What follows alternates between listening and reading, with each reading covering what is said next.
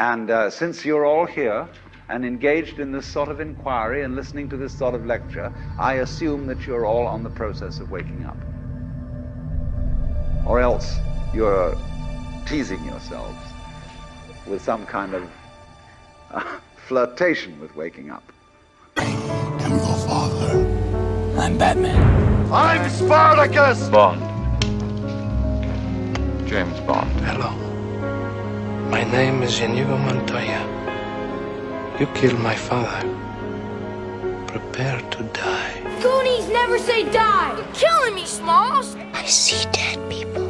That the power of Christ compels you! It's alive! It's alive! It's alive! Life was like a box of chocolates. You never know what you're gonna get.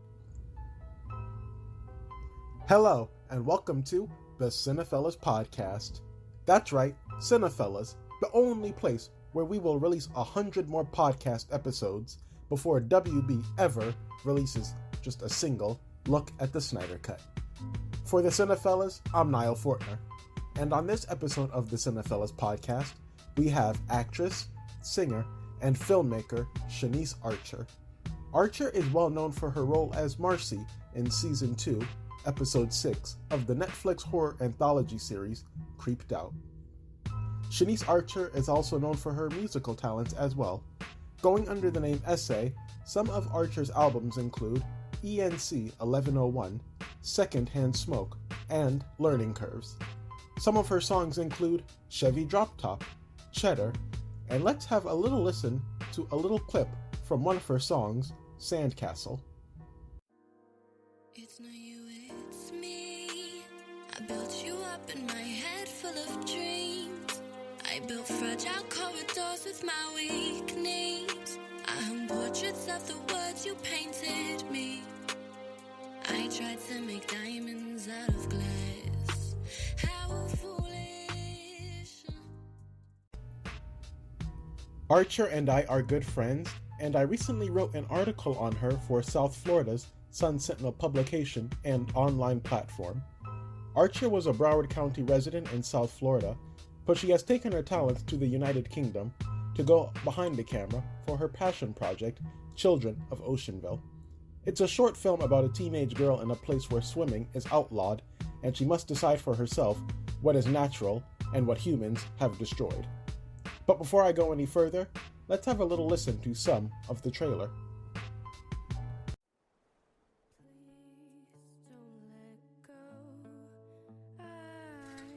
Have you ever tasted fish? It's illegal. And legality is top people. Good time. Come on, what's it for? What's it like? Like, don't you ever wonder what life was like back in the day? No. Then, day night. Have you ever picked up a history book? Come on. Drowning with you.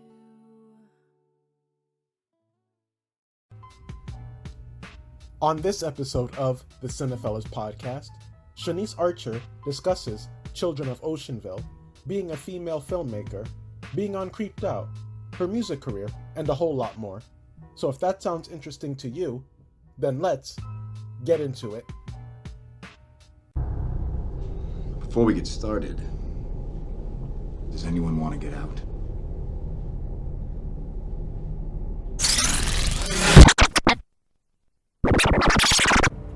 If I ask you to what end? Dread it? Run from it? Destiny arrives all the same. And now it's here. Or should I say, I am.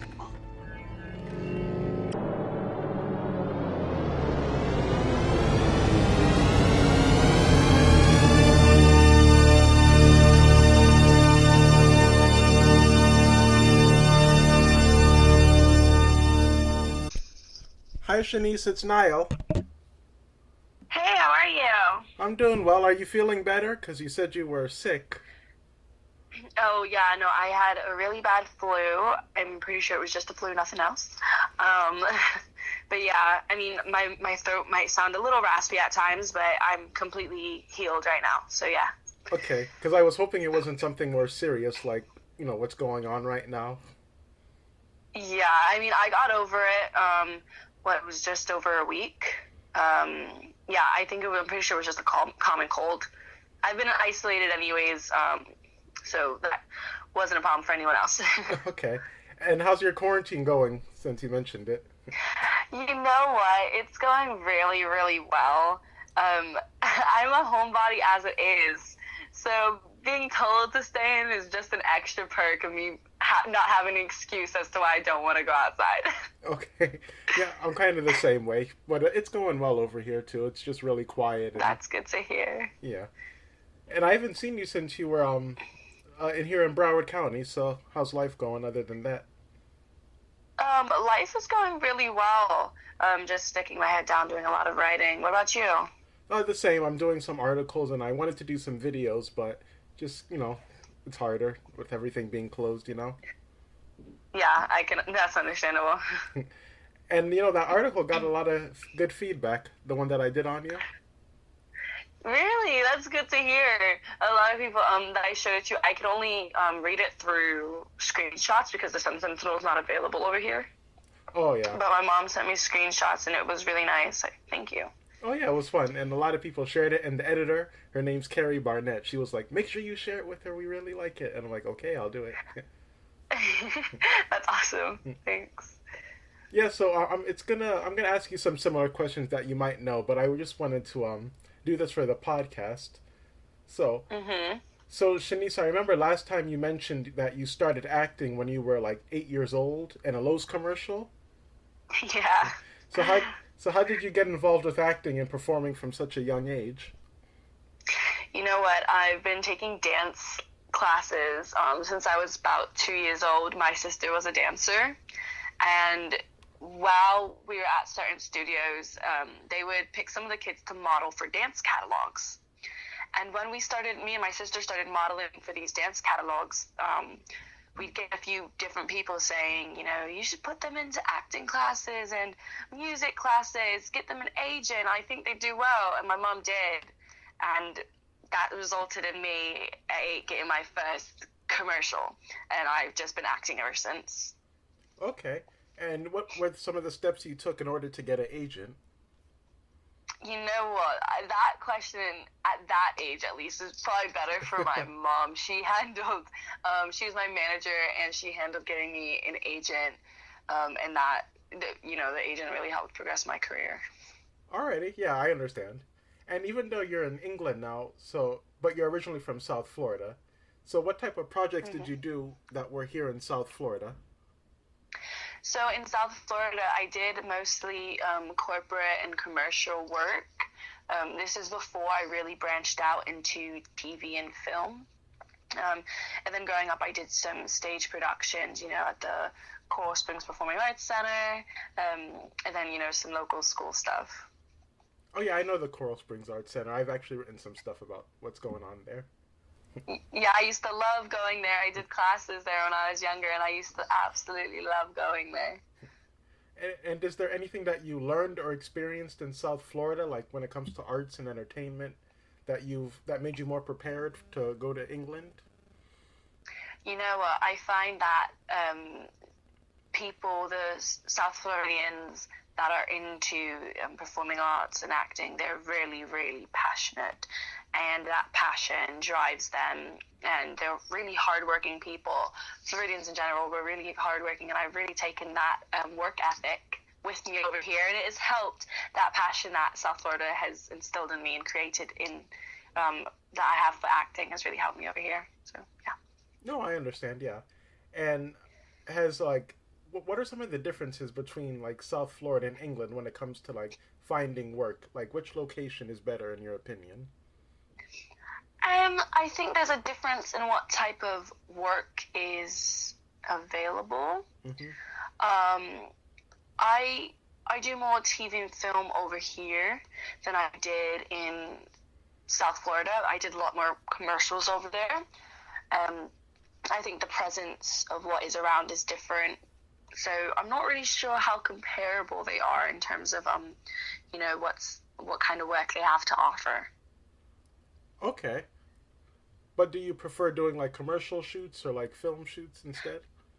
You know what? Commercials are always really fun, if I'm honest.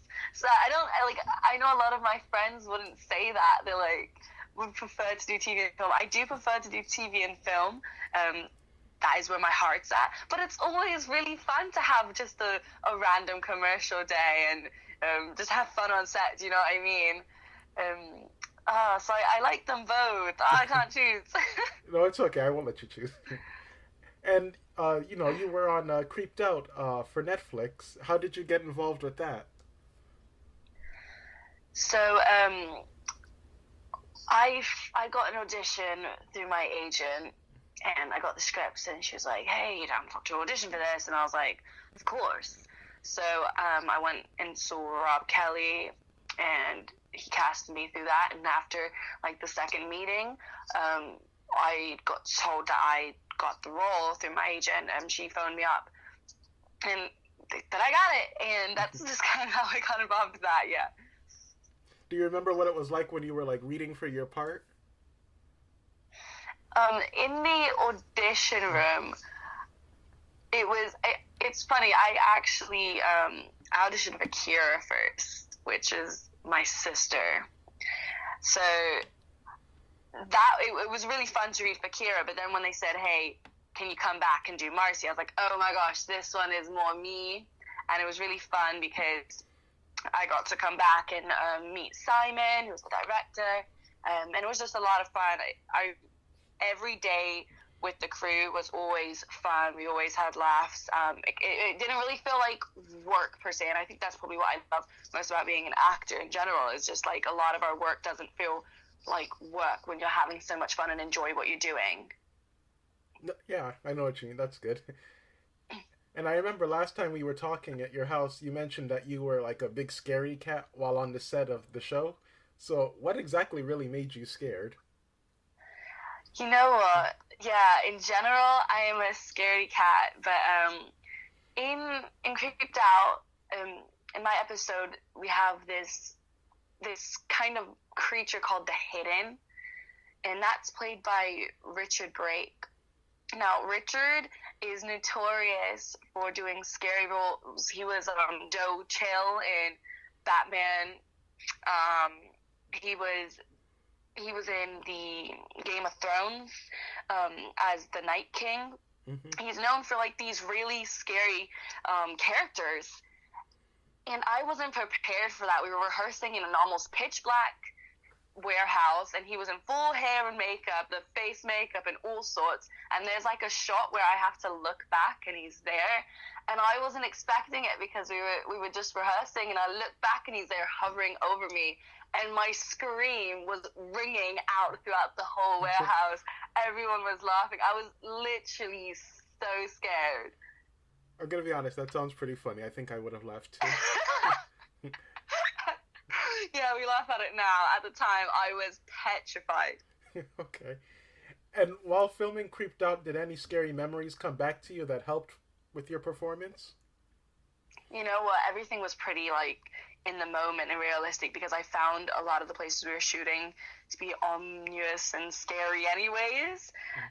Especially all of the picture gallery scenes, even approaching it was a rainy day in a dark alley in Manchester. I was like, this is scary enough. Okay. And I know you have your brother and your sister Mariah and Linda, your mom, but I was wondering, mm-hmm. They're very supportive, of course, but I was wondering who's been your biggest inspiration and supporter, and how have they supported you along the way? You know what? Out of everyone, I have to just go with my mom.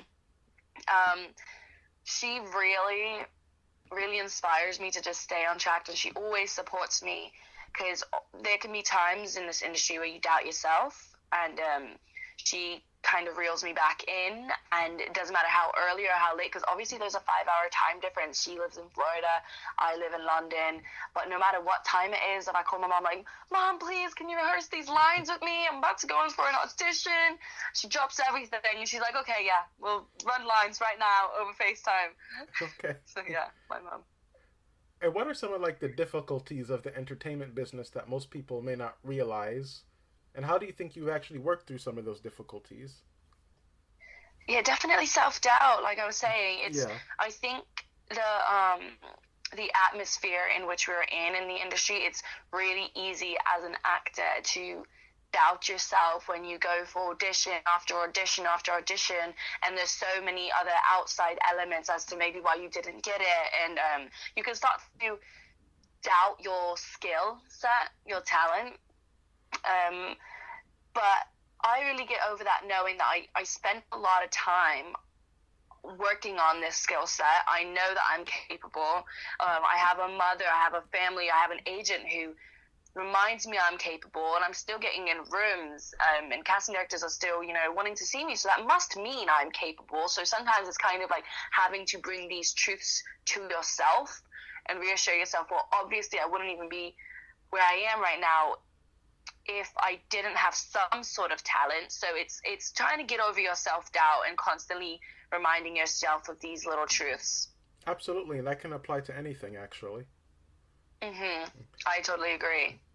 And you're also into music, so like I kind of say like neo soul a little bit, but what is your type of music? Like what genre is it exactly, and what's your style? So I would classify myself as kind of like an all R&B, because like I think the basis for what I make always stems from R&B, but I'll mix it in. So like you said, I mix a ton of neo soul in, but then sometimes I'll have a song that is more like pop R&B or hip hop R&B. It's mostly that, but yeah, it's always the basis of R&B stemming with other things, neo soul and hip hop and rap. Yeah, and because you have your song Cheddar, which I like that song, by the way. Yeah, thank you. Yeah, that's totally different than most of my music, but that kind of mixes more of my hip hop side. And I remember you were selling the Cheddar bags. My mom, she saw me on Instagram, and she's like, "Are you gonna buy that bag?" And I'm like, maybe, I don't know, but I like the bag. Yeah. We're sold out of the bags. Actually, people have told me to bring them back. I'll have to see about that. And you also opened up for the Sugarhill Gang. So what was that like, and where was it? Yeah, so I did open up for the Sugarhill Gang. It was super last minute. It was at the Hop Yard, which is like a bar venue place over here. And one of my friends, Noah Francis Johnson, he called me, and he was like, "Hey, you want to open with me for the Sugarhill Gang?" And I mean, who says no to that, right? Yeah. But it was super last minute. I rushed over, and I was in a car with Noah, Prodigal Son, and I was literally writing my verse in the car going down, because I wanted to show something new. I mean, you're opening up for the Sugarhill Gang. I want to be fresh and new and exciting, and I literally just wrote down a verse in the car and performed it a couple hours later. That's crazy. And I love the Sugarhill Gang. They did Apache and Eighth Wonder, and everybody knows Rapper's Delight. Yeah, of course. Rapper's Delight is historical. And what is like the most difficult aspect of trying to balance between like an acting career and a music career?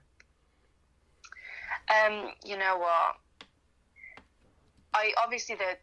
For me at least, they're two very, very separate careers. I'm Essay for music, Shanice for acting. I kind of feel like those are two different parts of me.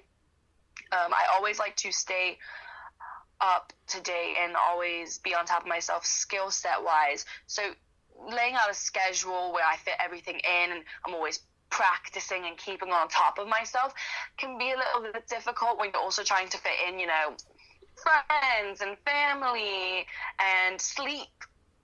So I think the balancing more comes from scheduling more than anything else, especially because they're two very demanding careers that can change in an instant. Like, I could get a call that says, hey, 2 days, you're in 5 hours north of you, you're in a different part of the country.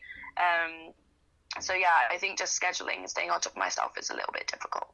Okay. And I'm glad you mentioned, we talked about the music, because Essay, that comes from your, like, ENC 1101 album that you did, so you've always been into, like, writing, obviously, right? Yes, I love writing. So was, like, English your favorite subject in school? Oh, definitely. I was always a major English fan. I'm still friends with, like, my English teacher. We follow each other on Instagram. Okay.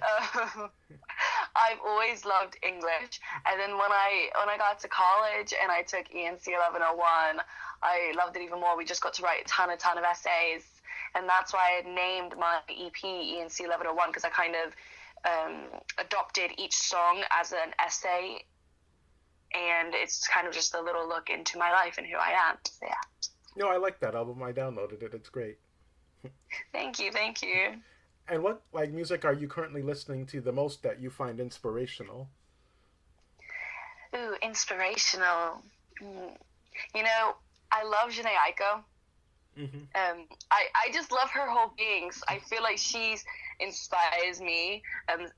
I've been listening to her new album, Chilombo. I know I probably did not say that right, but that's how I pronounce it, Chilombo. Okay. She has even a song on there called Pray For You, and I think that forgiving nature is very inspirational of her, because she's a very raw musician. Like, she just bears her soul, and I think it's really relatable. So I've been listening to a lot of her. Okay, cool. I'll check that out. And, you know, that reminds me, I recently heard, like, Childish Gambino's new album, 3:15:20. Do you know that one? Oh, I haven't listened to it. Is it good? It's okay. I like his other albums, honestly, a little bit more. Okay. But it's interesting. Okay, I'm definitely going to have to check it out. I think my brother told me about that as well, because he'd been listening to it. So I'm definitely going to have to check that out. Okay. And you've also been, like, behind the camera for your passion project, Children of Oceanville. So what made you want to get behind the camera to tell this story? Because I know you said you read an article about it. That made you want to do it. Yeah. So I had read an article in the Huffington Post a while ago. And it was basically about this photographer, Michael Dierland, who had taken photos of surfers surfing in hazmat suits. And I was like, well, what is this? And basically, he goes on to explain how, and this was in 2015, I want to say, this was like 5 years ago, but he was saying that about 20 years, the toxicity of the water in Los Angeles beaches would be so unbearable that surfers would have to wear all this protective gear to even surf. And I, you know, coming from Florida, I was absolutely terrified of this reality, because I love to surf. I mean, I'm not good at it, but I love it. Paddleboarding. The beach is just my second home, and to hear that, you know, we were inadvertently ruining it, I guess, by our social habits and the societal norms that we participate in, really just broke my heart. Okay. So, yeah. I remember you talking about that, yeah. So how has a production like Children of Oceanville tried to separate itself from other similar, I guess, climate change stories? You know, I think it's really, really easy for people to say, you know, you're wrong, fix your habits and, you know, stop ruining the earth. But I think we sometimes have to look at ourselves and realize that we all participate in societal norms that have deteriorated and have been the detriment to certain natural areas around us. So Children of Oceanville is less about saying, you know, you're a horrible person for doing what you do, and it's more about looking at yourself and saying, oh my gosh, I didn't know that by doing this today, I was actually causing this to be my future for tomorrow. And instead of saying, you know, change for me, it's kind of saying change for yourself. Because if this isn't appealing to you, if this isn't the future you want, then you can do those changes for yourself and help us all. No, absolutely. I know what you mean. And what type of, I guess, person do you think will really love Children of Oceanville? And how do you plan to, like, reach out to those who normally wouldn't see a project like that? I think, Floridians. Floridians will definitely love Children of Oceanville. Whether or not you swim, just beaches in our culture. You go up doing barbecues on the beaches, and there's campuses by the beach, and there's basketball courts by the beach. Definitely ocean lovers will love this. Ocean children will love this. To get this out, me and my team are doing a lot of just promotion, word to mouth, just passing it on to people. Our website, we have articles that we write about informing people just about sustainability and everything like that. We are hoping to get this into festivals, but seeing as the current climate we're in, a lot of them are postponing and cancelling, so we're now just going through the best route to still try to get to everybody speedily and in the near future if this whole pandemic keeps going on. Yeah, I'm hoping by, I guess, May, I'm hoping things are somewhat better. Yeah, I'm hoping so too. So we can finally show it to the world and have events where we can broadcast it and get people really talking about ocean conservation. Yeah, and speaking of team, how did you get your team together? Was it something you did through social media or just people you knew already? Actually, yeah, a bit of both. So my mom acts as exec producer with me. And she obviously went to school, studied film and stuff. So that was probably the easiest crew member to find was my mom. Mm-hmm. But a lot of the actors I know personally, we've been to school together. And then the crew itself is like an actors page on Facebook, and there's thousands of people in it, and they're not just actors, they're writers, they're crew members. So I literally just put on there one day, I was like, hey, I want to make this short film. Anybody want to join me? And you know what, I got an incredible response.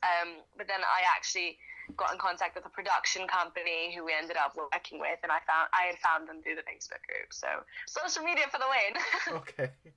And earlier you mentioned film festivals. So which film festivals would you like to take Children of Oceanville? You know what? It's about getting the message out there. Mm-hmm. So I don't think, at least right off the top of my head, there's any one festival I wouldn't want to take it to, because I want people to know about this and I want our message to get out there.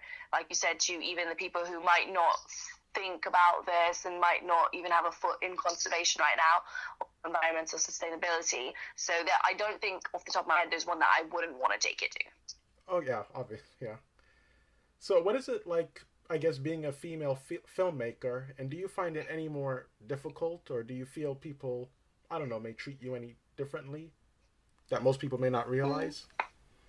You know, there's been instances where my authority has been questioned, but I'm so young as well that I'm not sure if that comes from me being young or me being a woman in film, because I know people do question my knowledge in certain aspects when it comes to filmmaking. They think I'm too young or naive. I know definitely I have filmmaker friends, older women that I speak to that have had problems being a woman on set just due to people not taking them as serious and their authority being questioned, in which their male counterparts would never have been questioned. So yeah, I do think there is a little bit of a difference, but for me personally, I don't know whether that difference comes between me being young or a woman. Well, even though you're young, you have a lot of experience too. Yeah, exactly. So it's a bit annoying when people question that experience just because of my age, when it's like, well, hey, I've spent most of my life in the industry. I think I know what a rig is by now. Like. And what type of scripts or other projects or even genres would you like to do that most, that you haven't done yet? oh, you know what? I'd really want to be involved in a comic universe. I love comics. I grew up on so yeah, I'd really, really want to be in a comic universe. I think I'd love to play Rogue if they ever wanted to. No, we talked about that. We talked about that. Yeah, definitely want to be Rogue. Yeah, I love comics too because I post Marvel stuff all the time. Yeah, I love when you post Marvel stuff. I'm like, yes, I can totally relate to that. I'm a comic nerd. So why Rogue though? You know what? I grew up watching Wolverine and X-Men, and she'd always been my favorite X-Men. I think she was always misunderstood, and I think she was really, really relatable. I swear, I forget which movie it is. You probably know better than me, where she lines up to get her powers taken away. X-Men 3. X-Men 3, there it is. Okay. And I just think, for a lot of teenagers and kids, she was relatable in trying to find the good within yourself that you don't like. I mean, we all have a lot of insecurities, so I think she was really relatable in which she could have all these insecurities and still be a total, like, bad ASS and, like, kick major butt. I love her. I just always loved her. Alrighty, cool. And what projects do you have coming out soon? Like, whether it's music or film related? Anything new? So I have certain things that I can't talk about right now. This has made a lot of things put on pause right now, this whole epidemic. Yeah. A lot of productions have obviously been paused, but I do have scripts in the work that I've created, and that I want to produce, and I'm looking into those right now. And music-wise, I didn't get to finish recording some of the stuff I had, so I don't see how that can be released right now during this epidemic. Mm-hmm. But yeah, there are definitely projects in the works that I hope to be able to speak to everyone about soon, as we can get the ball rolling again. Yeah, well, I'm sure we'll get the ball rolling soon. Hopefully. Well, Shanice, it was really nice speaking to you again, and I always love talking to you and Mariah and Linda, too. This was a lot of fun. Same. Thank you so much. It's been a pleasure. Yeah, I really do appreciate it. Would you like to let our listeners know where they can find you on social media? Yep, so across all my platforms, it's at It's Essay. That's ITSESSAAY. For Children of Oceanville, you can stay in touch with them at www.childrenofoceanville.com. All right, that sounds good. Thank you so much, Shanice, and I'll tag you, and I hope you like it. Thank you. I'm sure I will. It's always a pleasure speaking with you. All right, stay healthy. Have during a good these one. times. You too. All Bye. Right. Bye. Thank you for listening to the Cinephellas Podcast.